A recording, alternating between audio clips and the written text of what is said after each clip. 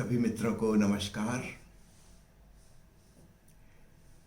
महाशिवरात्रि की आप सबको बहुत बहुत शुभकामनाएं। इस दिवस को, इस रात्रि को ध्यान साधना के लिए एक विशेष महत्वपूर्ण समय माना जाता है। जब सूरज और चांद दोनों एक अलाइनमेंट में होते हैं पृथ्वी के संग, एक तरफ पृथ्वी के अमावस को, उस दिन ग्रेविटेशनल फोर्स सिर्फ एक दिशा से बहुत ज़्यादा काम करता है।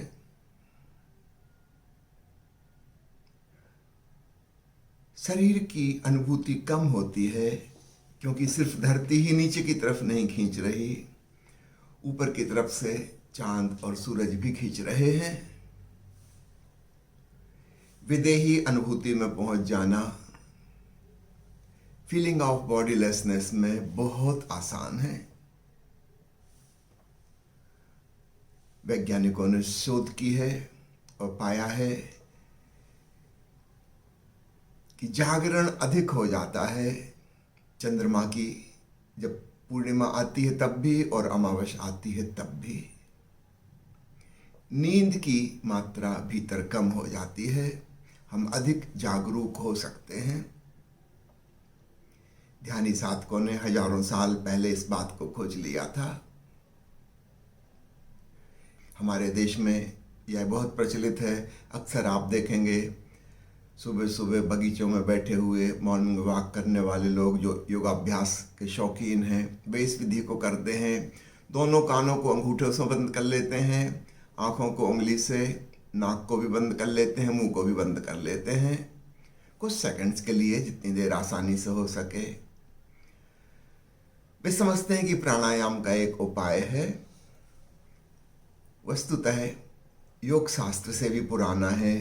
भगवान शिव का विज्ञान भैरव तंत्र, उसमें कही गई 112 विधियों में से यह विधि नंबर 15 है, मेथड नंबर 15 है। क्या होगा जब हम अपने सिर के 7 द्वारों को बंद कर लेंगे? भगवान शिव कहते हैं पार्वती से, हे देवी, सिर के 7 द्वारों को अचानक बंद कर लेने पर थोड़ी देर के लिए सारी ऊर्जा आज्ञा चक्र पर एकत्रित हो जाती है। वहां से तुम अस्तित्व से जुड़े हुए हो। वह स्थान सर्वग्राही है, सब तरफ से मानो चेतना वहां से प्रवेश कर रही है। इसको एक उदाहरण से समझें। जैसे हमारे घर में द्वार है, खिड़की है। द्वार का क्या मतलब होता है? जहां पर कुछ नहीं है, कोई दीवार नहीं है, वहां से बाहर का आकाश, भीतर का आकाश संयुक्त है। शायद संयुक्त कहना भी ठीक नहीं, कभी टूटे ही नहीं थे, अलग अलग हुए ही नहीं थे, वे तो सदा से एक हैं। बीच में मकान बनाने में कुछ दीवारें खड़ी हो गई, खंभे खड़े हो गए, छत ढल गई, लेकिन वास्तव में खिड़की और दरवाजे, जो कि अपने आप में कुछ भी नहीं है, एम्प्टी स्पेस, वहां से तो आकाश भीतर आ जा रहा है। आ जा रहा है कहना भी ठीक नहीं, वह तो स्थिर सदा सदा है। वो कभी टूटा ही नहीं, खंडित ही नहीं हुआ। अखंड होने का, योग का, जोड़ने का कोई सवाल ही नहीं उठता। हम अपने शरीर को जरा समझें। नाक एक खिड़की है जिससे बाहर का वायुमंडल भीतर फेफड़ों में जाता, फेफड़ों की हवा बाहर वायुमंडल में जाती, लगातार आदान प्रदान चल रहा है और उसी से यह जीवन संचालित है। हमारा मुख है, उससे हम भोजन भीतर ले जा रहे, लगातार प्रकृति में निर्मित हुआ भोजन, फल, सब्जी इत्यादि इत्यादि मुंह से भीतर जा रहे हैं, शरीर का हिस्सा बन जा रहे हैं, निष्कासित हो जा रहे हैं। हम पानी पी रहे हैं,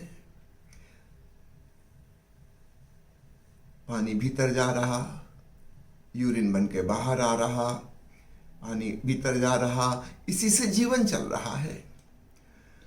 तो हमारा शरीर लगातार संपूर्ण अस्तित्व से जुड़ा हुआ है। भोजन को, पानी को, वायु को, इसको तो हम सब जानते हैं। एक और सूक्ष्म तल है जैसे वायुमंडल है वैसे ही विचार मंडल भी हैं। कभी कभी आपको लगता है अचानक कोई सूझबूझ आपको पैदा हो गई, कोई नया विचार पकड़ लिया, कहाँ से आ गया? निश्चित रूप से आपके पास आने के पहले कहीं रहा होगा।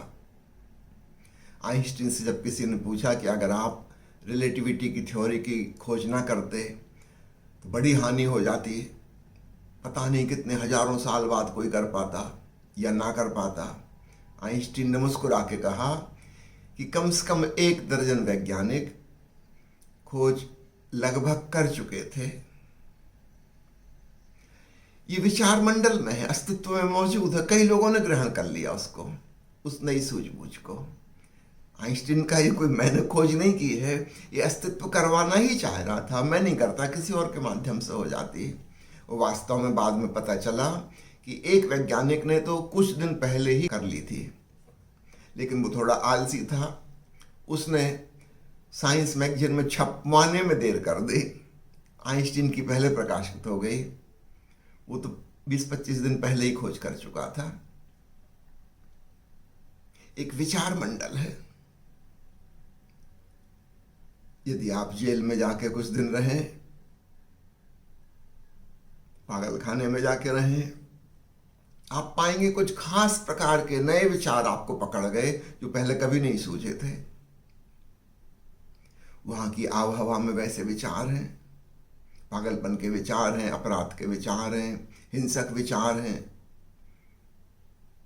आपने कभी गौर किया, पागलों का इलाज करने वाले डॉक्टर, पागल खाने में काम करने वाले कर्मचारी धीरे धीरे सिरफिरे हो जाते हैं।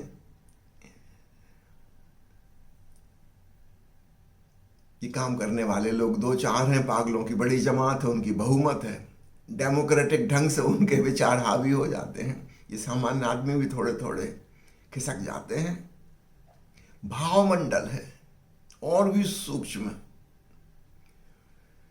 विशेष प्रकार की भावनाएं हैं। जहां हिंसक भावनाओं वाले लोग बैठे हैं, वहां एक सामान्य व्यक्ति भी अचानक पाएगा कि उसके अंदर से हिंसक भावनाएं पैदा होने लगी। कई बार अपराध करने वालों ने कहा है कि यह अपराध हमने नहीं किया। पहले ऐसा माना जाता था क्योंकि सारे प्रमाण हैं, उसने अपराध किया है, ऐसा समझते थे कि झूठ बोल रहा है। धीरे धीरे मनोवैज्ञानिकों को क्लियर हुआ है कि वो झूठ नहीं बोल रहा है, वो सच बोल रहा है। न जाने कौन सी भाव दशा ने उसको आच्छादित कर लिया, जैसे उसके द्वारा अपराध करवा लिया गया है। कोई अदृश्य शक्ति, याद रखना कोई भूत प्रेत नहीं, लेकिन किसी भाव दशा ने उसको पजेस कर लिया। फिर वो भाव दशा चली गई, वो फिर नॉर्मल हो गया, उसको स्मरण ही नहीं आता कि मैंने अपराध किया है। वास्तव में उसने नहीं किया है। कई बार आप कहते हैं गुस्से में, मैंने ये कह दिया, मुझे नहीं कहना था। तो कौन कह गया? आप ही ने तो कहा। फिर आप कहते हैं अरे बड़ी भूल हो गई, ऐसा नहीं कहना चाहिए था, इन स्पाइट ऑफ मी, मेरे बावजूद ये वचन निकल गया। जैसे कोई और आपसे बुलवा गया। एक विशिष्ट भाव दशा ने, एक खास तरंगों ने आपको पकड़ लिया था। अब इन उदाहरणों के बाद अब समझना आसान होगा। जैसे वायुमंडल है, विचार मंडल है, भाव मंडल है, ठीक ऐसे ही चैतन्य मंडल है, कॉस्मिक कॉन्शियसनेस। वो हमारे भीतर कहां से आ जा रही है, या आना जाना शब्द उपयोग ना करो, वह आवागमन से मुक्त है। जैसे मैंने कहा था आकाश के बारे में, वो खिड़की से आ नहीं रहा है, जा नहीं रहा है, वो तो बस है। खिड़की वह जगह है, द्वार वह जगह है जहां से वह संयुक्त है, जहां से भीतर का आकाश और बाहर का आकाश मिल जाते हैं। ठीक ऐसे ही हमारे सूक्ष्म शरीर में, याद रखना स्थूल शरीर में नहीं, सूक्ष्म काया में, एस्ट्रल बॉडी में, भ्रकुटी मध्य के पास तीसरा नेत्र या शिव नेत्र है। वहां द्वार है, वहां से हमारा सूक्ष्म शरीर और बाहर का विराट चैतन्य कहो वहाँ से आत्मा और परमात्मा का मिलन है। यदि घर के भीतर के स्पेस को हम आकाश कहते हैं और सारे ब्रह्मांड के अंतरिक्ष को हम परमात्मा कहते हैं, तो आत्मा परमात्मा का मिलन बिंदु है वह। पुनः याद दिला दूं, मिलन का अर्थ ऐसा नहीं कि दो चीजें वहां मिल रही हैं। मिलन का अर्थ है एक ही है, उसी का इस तरफ भी एक्सटेंशन है, उस तरफ भी एक्सटेंशन है। नहीं तो फिर आत्मा परमात्मा से एक द्वंद्व की गलत विचार मन में आ जाता है। नहीं, कोई द्वंद्व नहीं, कोई द्वैत नहीं, नो डुअलिटी। वह आकाश एक है। जब ये मकान नहीं बना था, खिड़की दरवाजे नहीं थे, तब भी आकाश एक था। ये नहीं हो जाएगा तब भी एक रहेगा।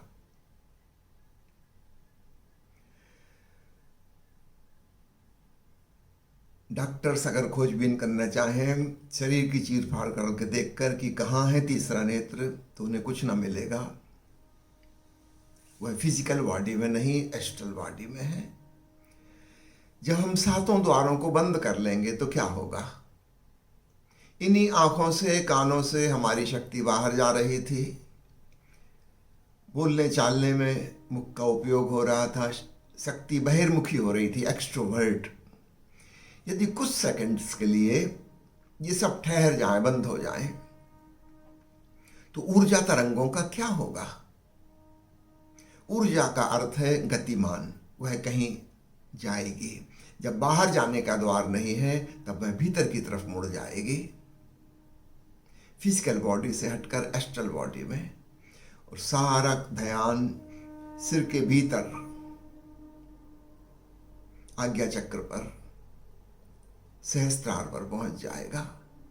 भगवान शिव कहते हैं, हे देवी, सातों द्वारों को बंद करके सिर के भीतर के उस विराट अंतरिक्ष को जानो, और यह भी जानो कि वह सर्वग्राही स्थल, वहां वह सर्वव्यापक ही जुड़ा हुआ है। वहां तुम और ये विराट दो अलग अलग बातें नहीं हैं। इसलिए उसको कहने को हम कहते हैं भीतरी आकाश, इनर स्पेस, पर वास्तव में वह विराट आकाश का ही अखंड हिस्सा है। अब अखंड हिस्सा कहने में दो कंट्राडिक्टरी वर्ड्स यूज करना पड़ रहे हैं। हिस्सा कहने से लगता है कुछ खंडित है, लेकिन वह अखंड है। जैसे कोई व्यक्ति कहे कि अच्छा मैं द्वार को खोजता हूं, द्वार कहाँ है? उसको चौखट मिल जाएगी, दीवार मिल जाएगी, खंबे मिल जाएंगे, छत मिल जाएगा, फ्लोर मिल जाएगा, लेकिन द्वार नहीं मिलेगा। द्वार का मतलब है दीवार में एक खाली जगह। वो वास्तव में कुछ नहीं। अगर वो खुद ही कुछ होता, तब तो वो भीतर और बाहर को विभाजित कर देता। द्वार का अर्थ है वह कुछ भी नहीं है वहां पर, तभी तो जोड़ बना हुआ है। ठीक ऐसे ही भौतिक काया में खोजने पर तीसरा नेत्र नहीं मिलेगा। वह तो एक एब्सेंस है, वह कोई प्रेजेंस नहीं है। सूक्ष्मता में जाने पर महसूस होगा, लेकिन याद रखना, इट इज एन एब्सेंस।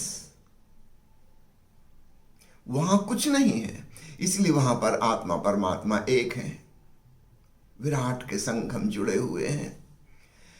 लेकिन उस भीतर के उस शून्य को हम भूल ही गए कि वो हमारा होना है। हम बाहर बाहर की परिधि को, दीवाल को, परकोटे को, बाउंड्री को, फेंसिंग को, उसको स्वयं का होना समझने लगे। तन मन के साथ हमारा तादात्म हो गया है। ये ऐसे ही है कोई अपने वस्त्रों को स्वयं का होना समझने लगे। मैंने सुना है सरदार विचित्र सिंह के बारे में। गए थे घूमने के लिए कनाडा। एक दिन एक कपड़े की दुकान में गए, बिल्कुल नए कपड़े खरीदे, पुराने उन्होंने फेंक ही दिए वहीं कि कहाँ आप ढो के ले जाएंगे। नया सूट, नया पैंट, फिर नए जूते मोजे खरीदे, नई टाई खरीदी, नया हैट खरीदा, सब कुछ नया। एक नई घड़ी ली, पुरानी कचरे में फेंक दी। फिर वे गए बियर बार में और खूब शराब पी। फिर रात को जब लौट रहे थे, सड़क पे चलते हुए सड़क पे गिर गए, बेहोश हो गए। थोड़ी देर बाद एक कार वाला आया, उसने देखा एक आदमी बेहोश पड़ा है, उसने काफी हार्न बजाया। विचित्र सिंह किसी और लोक में थे, उनको कुछ सुनाई न दिया, तब वो आदमी उतरा।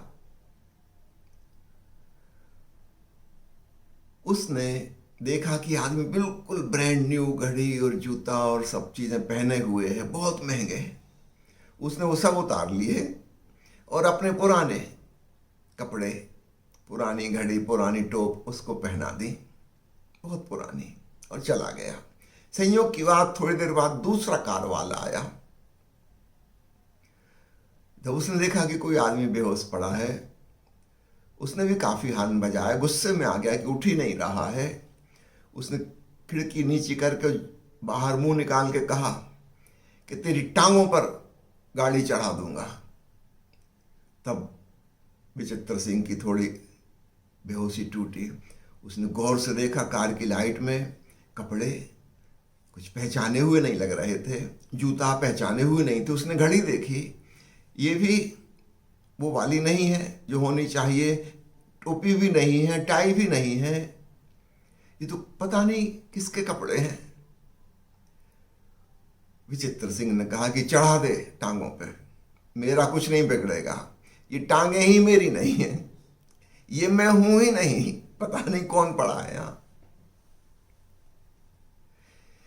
विचित्र सिंह के इस लतीफे पर हंसना नहीं, हम सबकी हालत वही है। हमने ही कपड़ों के द्वारा ही अपनी पहचान बना ली है।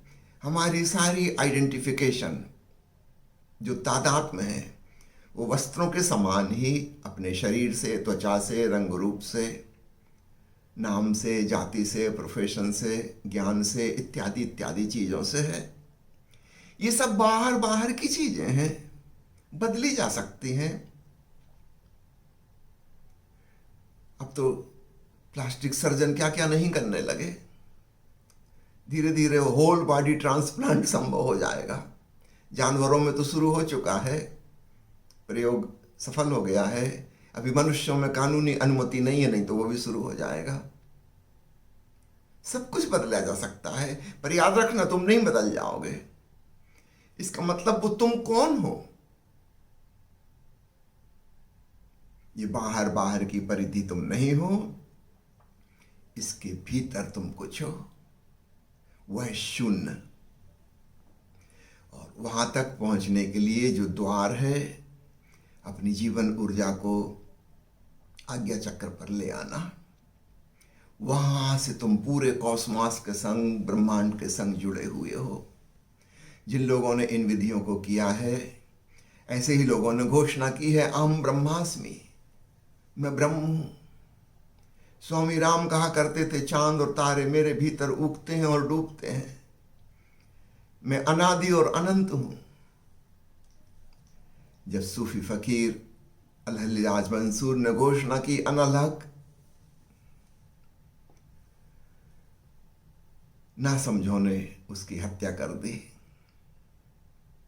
और उसके बाद सूफी सतर्क हो गए कि जो भी तीसरे नेत्र की साधना करेगा, वो आगे से कुछ कहेगा नहीं, वो चुप हो जाए, मौन हो जाए।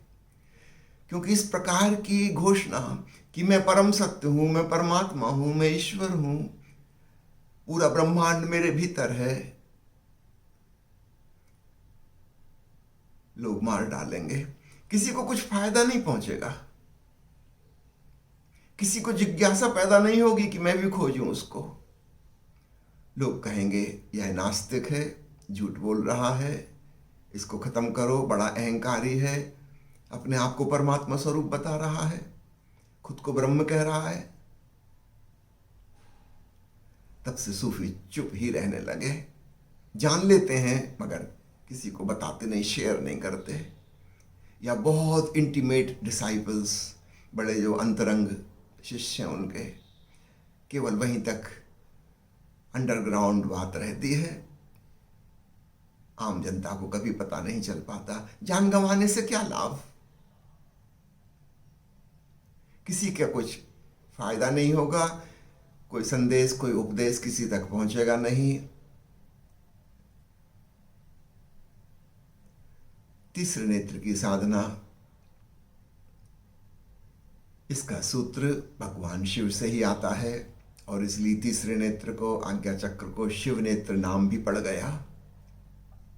ये दो चर्म चक्षु बाहर के द्वंद्वात्मक जगत को, डुअलिस्टिक एग्जिस्टेंस को देखते हैं।